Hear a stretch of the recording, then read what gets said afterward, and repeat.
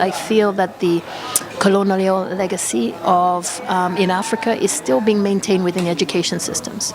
And so for me, we can only start to make a very strong impact on the mentality of the next generation of young Africans when we expose them to a different experience, an experience that doesn't tell them every day that they are inferior, an experience that doesn't show them every single day that they are second or third class citizens of the world, but actually to educate them holistically, to understand that they are some of the oldest people on this planet, the traditions are some of the oldest on this planet, but not only that we are kind of these archaic historical museum pieces, but that we are actually the creators of the future. I'm a king, yes.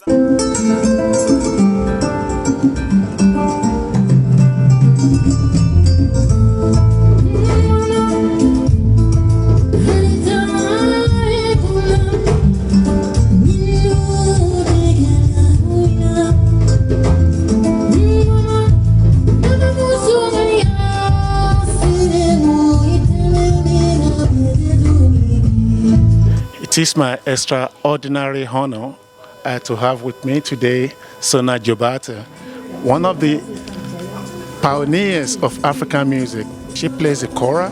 She comes from the Gambia, and today she is with us at the Sphinx Festival. Sona Jobarteh, welcome. Thank you. How did you get into music?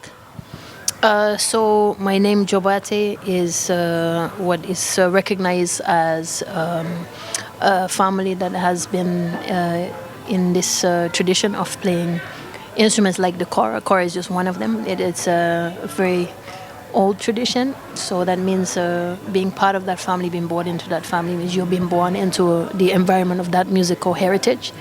So for me to take up music, it cannot be a surprise.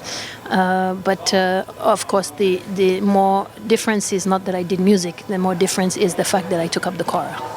Yeah. For you, it's normal. That's how you say it. But for a girl, a lady picking the Kora, because it's normally men who do that. I guess I had an attraction to the instrument from a young age. So I've heard, obviously I don't remember that, but so I think what made me fortunate and put me in this position today is the fact that I had members of my family who took up the responsibility to teach me, and that I think is exactly why I am here today. My older brother taught me from when I was very young, and then later I went to also study with my father as well. So that's really what brought me to the stage and being able to represent the music that I play. You have fused Kora also with modern music. Yes, kind of. I mean, I guess I would probably unpack the question, because for me, I don't really believe in modern versus traditional. Okay. I believe that all of us, are modern in our own ways. And I believe that modernity is something that continues to grow. I also believe traditions as something that also continues to grow. There are also many other Kora players who were great inspirations to me growing up. To name a few, of course, Toumani, Diabate, who is one of my cousins, was one of the first to really take the Kora into a new dimension. And so what he did with the Kora in terms of playing it with different genres of music, with Cuban music, with musicians all over the world, blues musicians and so on, for me was what really excited me and got me to think bigger. I often talk of one of my idols on the Kora. His name is Ballake, Cissoko also. Again, done music in every single format that you can imagine acoustically. I was also very influenced by my older brother who wrote music for Kora and orchestra, Western classical orchestra. So there are so many people, that's just to name a few, but there are so many people who have done so much to bring that instrument in the last few generations into different areas. So because I was growing up seeing that, that enabled me to think with my own sense of confidence that I too can find something that is true to my own reality. And also what I wanted to do was to try to stretch the boundaries of the tradition as far as I could. I would say that on my later album, in a way that didn't go so far from tradition, but at the same time kind of challenged it in a way as well. So I'd say that yes, and I think that's true of everyone as part of this tradition. We say we are who we are because of those who have gone before. There are not a lot of female kora players who have taken this instrument up and made something of it internationally. So in that way, you are a pioneer. Yeah, sure. I mean, I think as well for myself, and a lot of people ask me that question, in terms of, how does it feel to be sort of representing, bringing the Kora into that new space of pioneering for women specifically. And I like to, in recent times, I like to answer that question a little bit more honestly for myself. Rather than to say what I know people might want to hear. But for myself, I was never distracted by the issue of gender. And it can serve as a distraction when you are in the mode of actually focusing on developing yourself. When you step out on a stage, or when you go into a community, or when you represent ways to educate the next generation, of course, it is very important to be mindful of your gender. It's very important to be mindful of what you symbolize for the next generation, for other women, and so on. But at the time when you are really striving for your own sense of excellence, I never had that in my mind. And in fact, most of my life, it was something that I actually resented. Being female, I resented being labeled a female because it made me feel like I was other. It made me feel that I could not be judged on the level or the standard of what I did, but I was always judged on a different standard, like this is women's standard, this is men. And for me, I was only striving, like my father told me, be the best. Don't be for a woman, just be the best. If he said, if I close my eyes, I don't want to know whether it's a woman or a man. I should not know. And so that was always at the front of my ambition, which was never about, I want to be good as a female. I just want to be good, full stop. For me, it's bigger than that. Talking about ambitions, what's the ceiling for you? In what? That you say, okay, I've really achieved what I wanted to achieve in music. Do you have a ceiling? I think if we had a ceiling, we stop living. My grandfather said it excellently, which is that you really know that you are alive when you understand the fact that you will die a learner. And for me, I live by that. You will die a learner in everything you do. Yeah, you never stop. You never stop striving. Never stop. Yeah. African music is booming. Even traditional music, you have the Afro beats in Africa, you have bongo flavor, you have the music of Ballake, Cissoko that you've mentioned, all those great people. What do you think of this new acceptance of African music worldwide? I mean, I think it's something that many of us never thought we would see, actually, in our generation, in our lifetime, at least. And so, for me, it gives us a lot of courage and hope. What I also hope that it's maintained is the respect for the culture that it represents, because what I have seen historically is that music can be accepted, but the people are still not accepted. And what I'm always mindful of hoping for and raising, I think, just to be conscious of that, is music is an art form that represents the history and the culture and the traditions of the very people that create it. And whilst we will celebrate Afrobeat music, just as now we kind of, in the West, for example, there's music that is celebrated that is recognized and understood as music of black origin, and that has become an integral part of Western society, and yet people of African origin still face the same discrimination and difficulties, despite the culture being accepted and appropriated in many senses. And so I'm mindful that I don't want to see that same path unfold for Afrobeat, where it does not become a situation of cultural appropriation. It is something that is understood as, that is innately connected to the African people, innately connected to representing the history of Africans and also their culture. And so that's something that I hope we will protect wherever it goes around the world.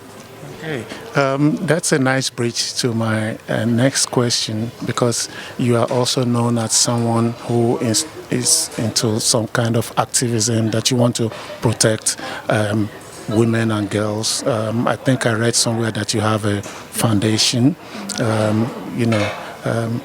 What brought you into that?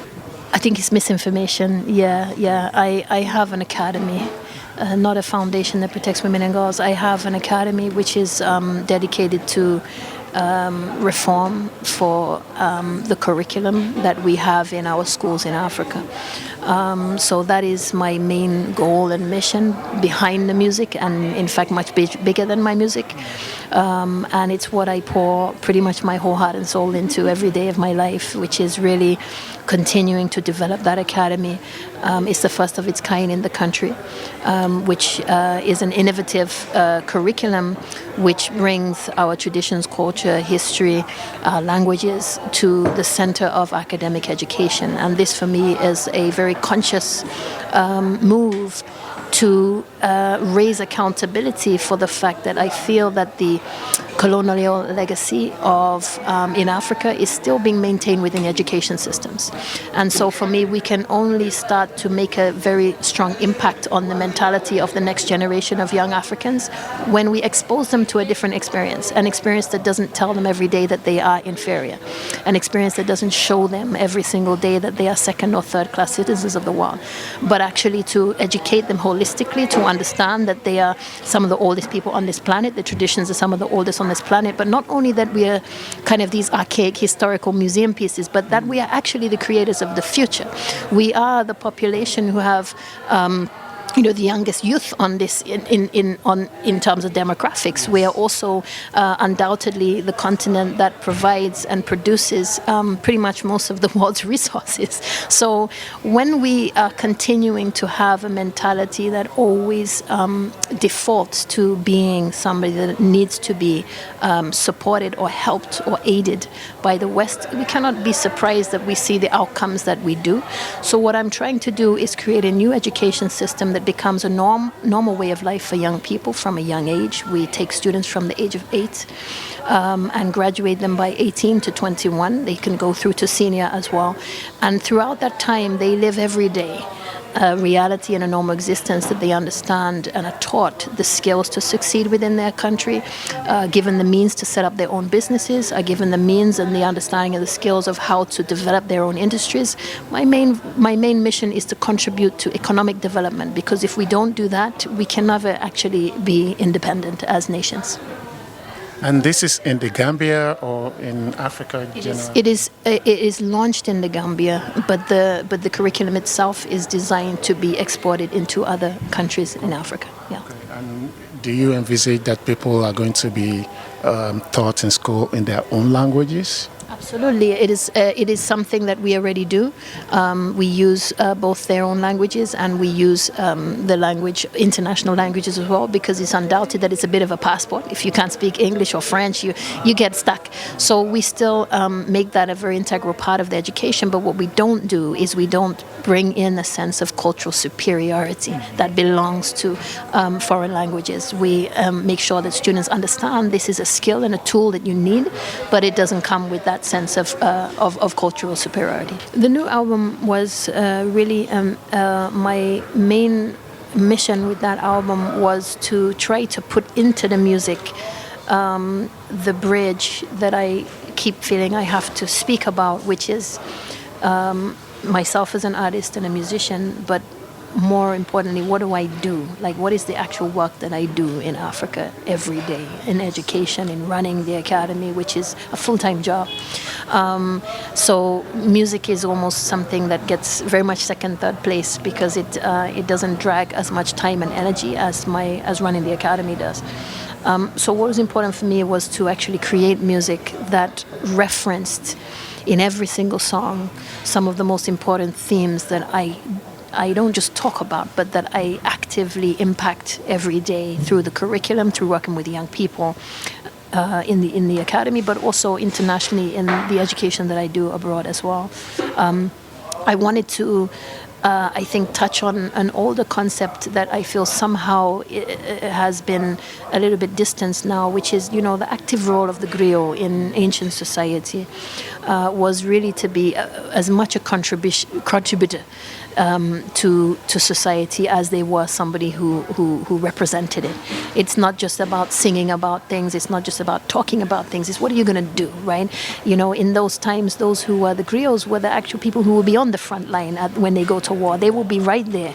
It's not something you sing about. You're there. You're willing to sacrifice your life for what you sing about. And so what I'm really doing as well in this album is recalling some of that, right? And singing and talking about things I'm actually very much involved with on a daily basis, and something that I would love more artists to do, because whilst we are incredibly powerful as members of society who can raise awareness about things on the stage, it's also very important we also do what we speak, because I think that we have a unique position to make change that is not connected with political bias and so on. And I think that is something very unique. We also have a medium of communication, which is music, that is far more powerful than any words. So I do feel that I would wish more artists to really understand the power they hold and to put that into positive effect in their societies, and maybe do a little more than just to talk about it, but actually do something about it too. And there are a lot of artists doing that. I just want to see more. I'm really happy to hear this, because that's one of the things Africa Web TV is also trying to tell Africans. You are kings and queens, and people should not be looking up to some people for something. What does playing at the Sphinx Festival mean for you? Every audience is a new experience for me, and despite how many shows I've done, I'm actually being very truthful in that statement. Every single show is a different experience. So I look forward to every show as I would any show, no matter where I am on earth. I don't look forward to any show more than another. But so far we've had a great sound check, so that's always a big challenge. So I'm happy that it has gone well, and so I'm looking forward to the show and connecting with the audience tonight. I have one very last question, and that's about collaborations. Do you see yourself collaborating with some of the musicians of Africa? Some of them who are now selling out stadiums, the Afrobeat people, the Amapiano people, to continue the sense of innovation? Sure, I haven't struck that thought off my mind. At the moment, I feel like it took me so long to release my last album. The thought of creating new music right now is like climbing a mountain. But I'm under pressure from management and so on that I have to create new music. So it's a door that I haven't yet opened mentally, but I'm going to have to soon. And I'm sure that those are things that we're going to consider. Thank you very much, Sona Jobarteh. I'm really very proud of some of the things that I'm just learning also, because she's not only a great musician, but she's thinking already about the future of Africa, about the future of the next generation, that Africans should feel very proud of themselves. And she uses music to do that, but she is also an advocate for equality. Thank you very much, Sona Jobarteh. Thank you. Thanks for having me. Take care.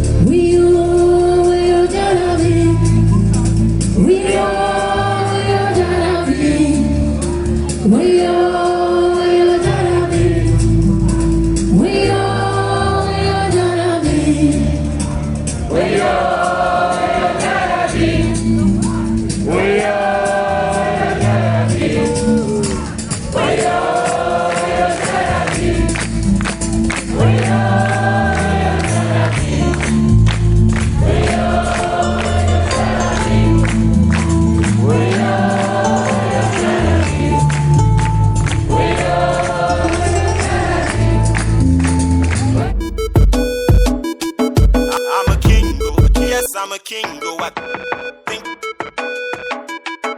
I'm a king, go.